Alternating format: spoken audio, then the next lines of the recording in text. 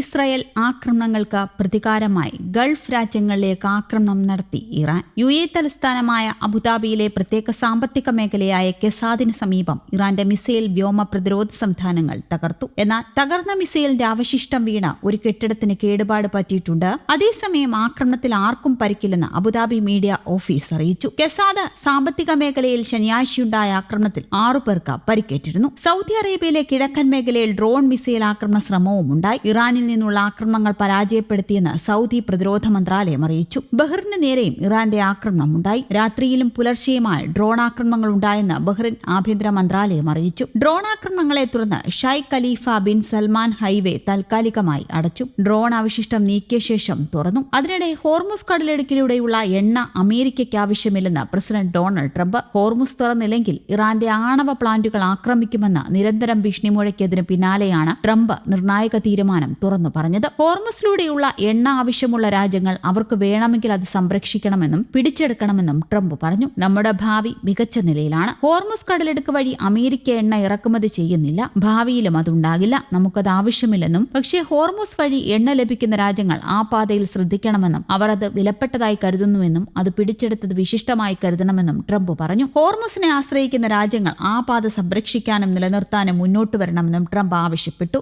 America സഹായം നൽകുമെങ്കിലും അതിന് ഈ രാജ്യങ്ങൾ തന്നെ നേതൃത്വം നൽകണമെന്നും ട്രംപ് വ്യക്തമാക്കി. ഹോർമുസിനെ ആശ്രയിക്കുന്ന രാജ്യങ്ങൾക്കിനി 2 വഴികളാണുള്ളതെന്നും അമേരിക്കൻ പ്രസിഡന്റ് ചൂണ്ടിക്കാണിച്ചു. ഒന്നെങ്കിൽ നിങ്ങൾക്ക് അമേരിക്കയിൽ നിന്ന് എണ്ണ വാങ്ങാം, അല്ലെങ്കിൽ ഹോർമുസ് സംരക്ഷിക്കാനായി വൈകിപ്പോയ ധൈര്യം വളർത്തുക എന്നതുമാണെന്നും ട്രംപ് ചൂണ്ടിക്കാണിച്ചു. അതേസമയം നിലവിലെ സംഘർഷം അവസാനിച്ചാൽ ഹോർമുസ് കടലിടുക്ക് സ്വാഭാവികമായി തുറക്കുമെന്നും ട്രംപ് പ്രത്യാശ പ്രകടിപ്പിച്ചു. ഇറാനെ ഉന്മൂലനം ചെയ്യുന്നതിന്റെ കഠിനമായ ഭാഗങ്ങളെല്ലാം പൂർത്തിയായെന്നും അതിനാൽ ഹോർമുസ് തുറക്കുന്നത് എളുപ്പമാകുമെന്നും അദ്ദേഹം പറഞ്ഞു. അത് സ്വാഭാവികമായും തുറക്കും. അവർക്ക് എണ്ണ വിൽക്കാൻ ആഗ്രഹമുണ്ടാകും. കാരണം അവർക്കെല്ലാം പുനർനിർമ്മിക്കാൻ ശ്രമിക്കേണ്ടതുണ്ട്. അതിനാൽ ഹോർമസിലൂടെയുള്ള എണ്ണയൊഴുക്ക് പുനരാരംഭിക്കും. എണ്ണവില വേഗത്തിൽ കുറയും. ഓഹരികൾ വേഗത്തിൽ വീണ്ടും ഉയരുമെന്നും ട്രംപ് കൂട്ടിച്ചേർത്തു. കൂടാതെ അമേരിക്കൻ വിമാനവാഹിനി കപ്പലായ USS എബ്രഹാം ലിങ്കണ് നേരെ മിസൈൽ ഡ്രോണാക്രമണം നടത്തിയെന്ന അവകാശവാദവുമായി ഇറാന്റെ റവല്യൂഷണറി ഗാർഡും രംഗത്തെത്തി. തങ്ങളുടെ ആക്രമണത്തിൽ കപ്പലിന് കനത്ത നാശനഷ്ടങ്ങൾ സംഭവിച്ചുവെന്നും ഭയന്നുപോയ കപ്പൽ മേഖലയിൽ നിന്ന് ഇന്ത്യൻ മഹാസമുദ്രത്തിലേക്ക് പിൻവാങ്ങിയെന്നും IRGC അവകാശപ്പെട്ടു. എന്നാൽ ഈ വാദങ്ങളെ പൂർണ്ണമായും തള്ളിയ അമേരിക്കൻ പ്രതിരോധ കേന്ദ്രമായ പെന്റഗൺ പടക്കപ്പൽ സുരക്ഷിതമാണെന്നും നിശ്ചയിച്ച ദൌത്യങ്ങളുമായി മുന്നോട്ടു പോവുകയാണെന്നും വ്യക്തമാക്കി. അതേസമയം മേഖലയിലെ സംഘർഷം അവസാനിപ്പിക്കാനായി 5 നിർദ്ദേശങ്ങളോ വെടിനിർത്തൽ പദ്ധതിയോ മുന്നോട്ടു വെച്ചിട്ടില്ലെന്ന് ഇറാൻ വിദേശകാര്യമന്ത്രി അബ്ബാസ് അരാഗ്ചി അറിയിച്ചു.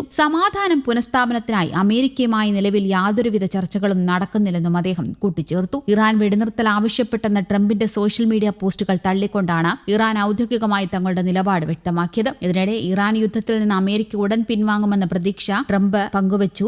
നാളെ നടത്താനിരുന്ന നിർണായക വാർത്താ സമ്മേളനത്തിന് മുന്നോടിയായി റോയിറ്റേഴ്സ് നൽകിയ അഭിമുഖത്തിലാണ് ട്രംപ് ഇക്കാര്യം വെളിപ്പെടുത്തിയത്. ഹോർമുസ് കടലിടുക്കിന്റെ നിയന്ത്രണത്തിനായി നാറ്റോ സഖ്യം സൈന്യത്തെ അയക്കാത്തതിൽ അതൃപ്തി പ്രകടിപ്പിച്ച് ട്രംപ് രംഗത്തെത്തി. സഖ്യത്തിൽ നിന്ന് അമേരിക്ക പുറത്തുപോകുമെന്ന സൂചനയും നൽകി. സഖ്യകക്ഷികളുടെ പിന്തുണ ലഭിക്കാത്ത പശ്ചാത്തലത്തിൽ അമേരിക്കയുടെ പിന്മാറ്റം ആഗോള രാഷ്ട്രീയത്തിൽ വലിയ മാറ്റങ്ങൾക്ക് വഴിവെച്ചേക്കാം. അതിനിടയിൽ അമേരിക്കൻ ജനതയ്ക്ക് തുറന്ന കത്തുമായി Iran president Masoud Pezeshkian Iran അമേരിക്കയിലെയോ യൂറോപ്പിലെയോ അയൽരാജ്യങ്ങളിലെയോ ജനങ്ങളോട് ശത്രുതയില്ലെന്ന് പ്രസിഡന്റ് കത്തിൽ പറയുന്നു. ചരിത്രത്തിലുടനീളം ആവർത്തിച്ചുള്ള വിദേശ ഇടപെടലുകളും സമ്മർദ്ദങ്ങളും നേരിടേണ്ടി വന്നിട്ടും സർക്കാരുകളെയും അവർ ഭരിക്കുന്ന ജനങ്ങളെയും തമ്മിൽ വേർതിരിച്ചു കാണാൻ ഇറാനികൾക്ക് ഇപ്പോഴും സാധിച്ചിട്ടുണ്ട്. ആധുനിക കാലത്ത് ഇറാൻ ഒരു യുദ്ധവും തുടങ്ങിവെച്ചിട്ടില്ല. ലോകം ഇന്നൊരു നിർണായക ഘട്ടത്തിലാണെന്നും യുദ്ധവും സമാധാനവും തമ്മിലുള്ള തെരഞ്ഞെടുപ്പ് വരും തലമുറകളുടെ ഭാവി നിർണ്ണയിക്കുമെന്നും പെസഷ്കിയാൻ വ്യക്തമാക്കി. പശ്ചിമേഷ്യയിലെ സംഘർഷം സംബന്ധിച്ച് നാളെ US പ്രസിഡന്റ് ഡൊണാൾഡ് ട്രംപ് ജനങ്ങളെ അഭിസംബോധന ചെയ്യാനിരിക്കെയാണ് പെസഷ്കിയാന്റെ തുറന്ന കത്ത് എന്നതും ശ്രദ്ധേയമാണ്. News desk Kerala Kaumudi.